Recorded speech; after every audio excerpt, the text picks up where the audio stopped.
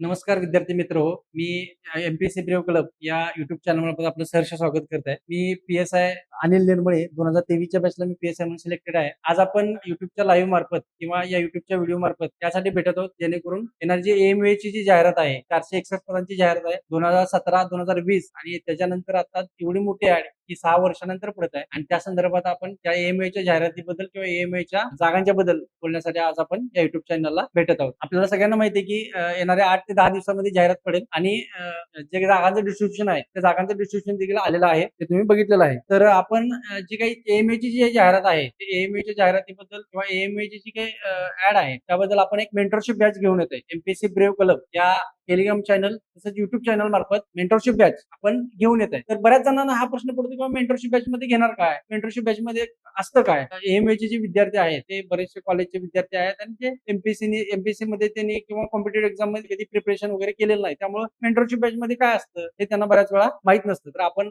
8 ते 10 दिवसापूर्वी ही mentorship batch launch केलेली आहे. त्याची सुरुवात माझ्या मते 10 जूनच्या आसपास आपण करणार आहोत. पण या मेंटरशिप बॅच मध्ये काय काय घेणार हे आपण बघणार आहे. कारण बऱ्याच वेळा आता AMAची जी मुलं आहेत किंवा त्यामध्ये मेकॅनिकल आणि ऑटोमोबाईल प्रोडक्शन वगैरे पण बऱ्याचशा फॅकल्टी यावेळी तिने ऍड केलेल्या आहेत. तर या टेक्निकलच्या मुलांना प्रॉब्लेम येतो काय, ही जी मुलं आहेत तर या मुलांना जे काही इतिहास, भूगोल, पॉलिटी, इकॉनॉमिक्स किंवा जनरल सायन्स हा जो टप्पा आहे किंवा हा जो अभ्यासक्रम आहे तर ह्या अभ्यासाचा बराचसा त्यांचा संपर्क बऱ्याच वर्षापासून तुटलेला आहे. त्यामुळे पूर्व परीक्षा पास होणं हा AMAच्या कॉम्पिटेटिव्ह एक्झाम मधला सर्वात महत्वाचा टप्पा आहे आणि बरेचसे विद्यार्थ्यांचं टेक्निकल खूप चांगलं असतं. जे गेट क्रॅक आहेत किंवा बऱ्याचसे युनिव्हर्सिटी रँकर वगैरे सुद्धा मुलं आहेत ज्यांचा मेनचा अभ्यास अतिशय चांगल्या पद्धतीने झालाय, पण त्यांना पूर्व परीक्षा कशी पास व्हायची किंवा पूर्व परीक्षेचा जो टाइम दिलेला आहे त्या टाइम मध्ये कसं क्रॅक करता येईल या गोष्टी त्यांच्यासाठी खूप डिफिकल्ट आहेत. आणि मी देखील माझ्या अनुभवावरून सांगू शकतो की अतिशय 2 महिन्यामध्ये कमी टायमिंग मध्ये पूर्व परीक्षा पास होणं हे अतिशय चॅलेंजिंग गोष्ट आहे. तर त्यासाठी आपण एम-पी-एस-सी ब्रेव क्लब या टेलिग्राम चॅनल मार्फत आपण आपल्यासाठी एक मेंटरशिप बॅच स्टार्ट करतो. तर मेंटरशिप बॅच म्हणजे काय, आपण त्याच्यामध्ये अगदी सुरुवातीपासून सांगतो. आपण पहिल्या दिवसापासून त्यांना सिलेबस कॉपी देणार, सिलेबस आपण त्यांच्याकडनं तो प्रॉपररित्या कव्हर करून घेणार. बुक लिस्ट असेल किंवा नोट्स असतील. नोट्स तर देणारच आहोत आपण, पण कुठल्या बुक्सला रेफर करून किंवा कुठल्या बुक स्टँडर्ड बुक आहे हे नोट्स त्याच्या आपण बुक लिस्ट देखील देणार आहोत. त्याच्यानंतर परीक्षेचे संपूर्ण सब्जेक्ट वाईज नियोजन. परीक्षेचे संपूर्ण सब्जेक्ट वाईज नियोजन म्हणजे काय, कुठल्या सब्जेक्ट कोणते कोणते सब्जेक्ट आहेत पूर्व परीक्षेला, त्या सब्जेक्ट मधलं आपल्याला काय काय रीड करायचं आहे, कोणता कंटेंट आपल्याला रीड करायचा आहे. कारण बराचसे पुस्तकं जर बघितलं खूप मोठे मोठे बुक्स आहेत आणि ते 2 महिन्यामध्ये कव्हर करणं आणि त्यातलं कुठलं रीड करायला पाहिजे किंवा ह्याचं एक्झॅक्ट जे नॉलेज पाहिजे ते आपल्या मुलांच्याकडे नाहीये, कारण त्यांचा अनुभव त्यातला नाहीये, त्यात दोष त्यांचा नाहीये, त्यांना त्यातलं एक्सपिरियन्स नसल्यामुळं यातलं काय रिडिंग करायला पाहिजे किंवा काय यातलं स्किप करायला पाहिजे याबद्दलची माहिती त्यांना नाहीये. तर आपण त्या संदर्भामध्ये संपूर्ण सब्जेक्ट वाईज नियोजन ते करून देणार आहे की त्यात कुठले कुठले कंटेंट करायचे, कोणते टॉपिक करायचे, त्या टॉपिक मध्ये कोणते पॉईंट वाचायचे आहेत, कोणते घटक पाठांतराचे आहेत, कोणता स्कोरिंग सब्जेक्ट आहे, हे संपूर्ण नियोजन आपण सब्जेक्ट वाईज नियोजन आपण करून घेणार आहे.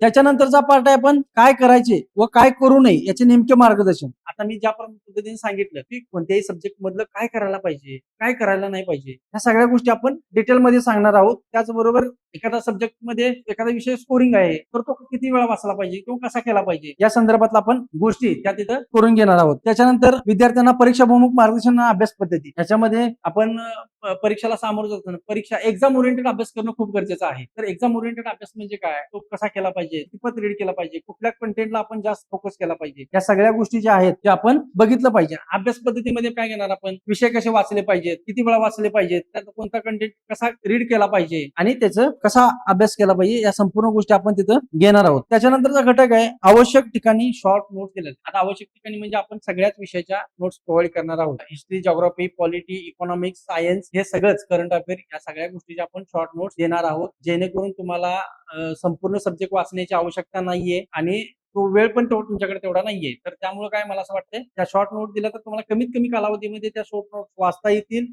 पाठांतर करता येतील, त्याच्यावरची पीवायक्यू सोडवता येतील, या दृष्टिकोनात आपण त्या नोट्स देणार आहोत. आणि हार्डली मी सांगेन की आपण ह्या नोट्स फक्त हार्डली सगळ्या विषयांच्या मिळून एक 200 पेजेस मध्ये आपण त्या नोट्स रेडी केलेल्या आहेत आणि त्या आपल्याला कमीत कमी टायमिंग मध्ये वाचून होतील अशा पद्धतीनं आहे. त्याच्यानंतर पीवायक्यूचे प्रॉपर अनालिसिस आणि सोडवण्याची योग्य पद्धत. पीवायक्यू सोडवायची कशी, आता पीवायक्यू आपल्याकडे आहे 21,000 ठोकळा बघितला असेल. हा जर एकदा सोडवायचा म्हटलं तर कमीत कमी 2 2-2.5 महिन्याचा कालावधी जाईल. एवढे आपल्याकडे पीवायक्यू आहेत. तर एवढे पीवायक्यू तुम्हाला सोडून होतील का? तर ही गोष्ट अशक्य आहे. त्यामुळे आपण काय करणार आहोत, हे पीवायक्यू ह्यातले सिलेक्टेड पीवायक्यू कोणते, सिलेक्टेड टॉपिकवरचे पीवायक्यू कोणते, या गोष्टी आपण त्या ठिकाणी करणार आहोत. आणि पीवायक्यू मध्ये देखील बरेचसे पीवायक्यू रिपीट होतात. तर ते पीवायक्यू कसे स्किप करायचे किंवा कोणते त्याचा टाइम कसा रिड्यूस करायचा, पीवायक्यूचं अनालिसिस कसं करायचं, ह्या सगळ्या गोष्टी आपण ज्या आहेत त्या पीवायक्यूच्या संदर्भातील तर त्या ठिकाणी आपण त्या करून घेणार आहोत. त्याच्यानंतर आहे वीक पॉईंट आणि स्ट्रॉंग पॉईंट आणि वेळेचे योग्य नियोजन. आता काय असतं की बऱ्याच वेळा एखाद्या विद्यार्थ्याला गणित बुद्धिमत्ता अवघड जातं, एखाद्या विद्यार्थ्याला सायन्स अवघड जातं, कुणाचं इतिहास खूप चांगला असतं किंवा भूगोल खूप चांगला असतं, पॉलिटी खूप चांगलं असतं. असं प्रत्येक विद्यार्थ्याचे प्लस पॉईंट निगेटिव्ह पॉईंट हे वेगवेगळे असतात. आपण एक सेशन घेणार त्या टेलिग्राम चॅनलला आणि त्या मार्फत आपण ह्या गोष्टी कशा कव्हर करता येतील कमीत कमी याच्यामध्ये किंवा त्यांच्या मनामधला जे काही न्यूनगंड आहे एखाद्या सब्जेक्ट बद्दलचा तो कसा कमी करून पटकन त्याची रिव्हिजन किंवा पटकन त्याचं सोल्युशन कसं काढता येईल किंवा तो स्ट्रॉंग पॉईंट मध्ये कसा कन्वर्ट करता येईल या संदर्भामध्ये आपण या गोष्टी बघणार आहोत. त्याच्यानंतरचा घटक आहे प्रत्येक आठवड्याला रिव्हिजन सेशन आणि टार्गेट. आता प्रत्येक आठवड्याला रिव्हिजन सेशन म्हणजे याचा अर्थ काही एक लेक्चर असं असं नाहीये. आपण त्याच्यामध्ये प्रत्येक डेली आपण टार्गेट देणार आहे अभ्यासाचं की ते डेली टार्गेट हे सगळ्यांनी कंप्लीट करायचंच आहे. त्याचबरोबर आपण वीकली टार्गेट पण ठेवतोय. या आठवड्यामध्ये काय करायचं, आज काय करायचं आणि या आठवड्यात काय करायचं, या दोन्ही गोष्टी आपण कंबाईनली घेतोय सगळ्या गोष्टी. आणि वीकेंडला आपण काय करणार आहे की त्या संदर्भातला एक सेशन घेणार की या आठवड्यात आपण काय काय कंप्लीट केलंय आणि कोणता कोणता भाग कंप्लीट झालेला आहे आणि याचं रिव्हिजन अजून परत कधी करायचं आहे या संदर्भातल्या सगळ्या गोष्टी आपण तिथं घेणार आहोत. तर त्याच्यानंतर आहे पेपर सोडवण्याची पद्धत आणि लॉजिक. आता अभ्यास केला नुसता म्हणजे झाला असं नाहीये. आपण वाचन केलं, पाठांतर केलं तर या गोष्टी आपल्याला प्रॉपररित्या एक्झिक्यूट करणं पेपरमध्ये हे खूप गरजेचं आहे. आणि त्यासाठी पेपर सोडवण्याच्या पद्धती ज्या आहेत, टायमिंग मॅनेजमेंट आहे किंवा लॉजिक गोष्टी आहेत. बऱ्याच वेळा काय असतं की नुसता अभ्यास केला तर त्या अभ्यासावरून बाकीचे इतर प्रश्न सुद्धा सुटणारे असतात.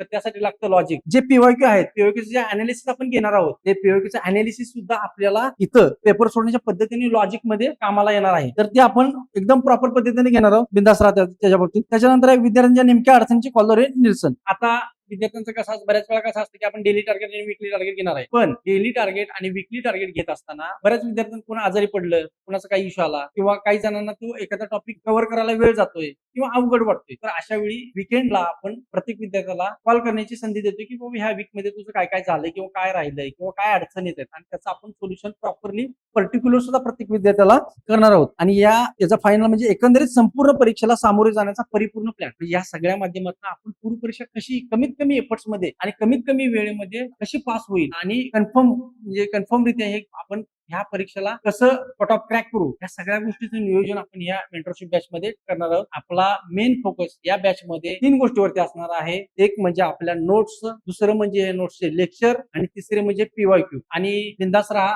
आणि बाकीचे जे काही क्लासेस आहेत त्या क्लासेसच्या दृष्टिकोनात आपली फी फार कमी आहे. 999 रुपये मध्ये आपण फक्त बॅच घेतोय. तर मला असं वाटतं की महाराष्ट्रातल्या प्रत्येक एएमयूच्या विद्यार्थ्यानं एमपीएससी ब्रेव क्लब या चॅनलला जॉईन झालं पाहिजे. कारण इतक्या कमी फी मध्ये एवढ्या सगळ्या गोष्टी तुम्हाला देणं कुणीही देणार नाही. तर आपण ते अवेलेबल करून देतोय. माझ्यासोबत लवराज राजे सर जे की राज्यसेवा 2024 मधून सप्लाय ऑफिसर देखील आहेत, ते सुद्धा माझ्यासोबत आहेत. आम्ही दोघेजणी ही मेंटरशिप बॅच कंडक्ट करणार आहोत.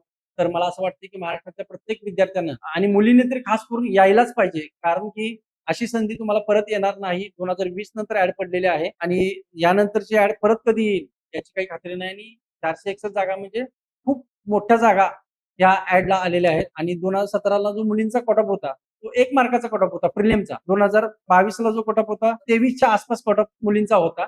तर मुलींचा कट ऑफ फार कमी, यावेळी सुद्धा 20 क्रॉस नाही करणार याची गॅरंटी मी देतो. त्यामुळे मला असं वाटतं की महाराष्ट्रातल्या प्रत्येक मुलीनं हे करायला पाहिजे. कारण ही संधी तुम्हाला नाहीये. कारण मेकॅनिकल मध्ये मुली फार कमी आहेत, त्यामुळे तुमचं कॉम्पिटिशन फार कमी आहे. या संधीचा फायदा तुम्ही घेतला पाहिजे. कारण यानंतर परत ऍड कधी येईल किंवा किती वेळ लागेल हे आपण सांगू शकत नाही. पुन्हा एकदा जी आपली एमपीसी ब्रेव क्लब आहे तर यामध्ये मेंटरशिप बॅच बद्दल इतर मुलांना, विद्यार्थ्यांना सगळ्यांना सांगा. आपल्या टेलिग्राम चॅनलला आणि युट्यूब चॅनलला जॉईन व्हा आणि आपलं मेंटरशिप बॅच देखील सर्वांनी घ्यावी. आणि याचा निश्चित फायदा तुम्हाला होईल याची खात्री देतो. आणि या ठिकाणी आज आपण थांबू. धन्यवाद.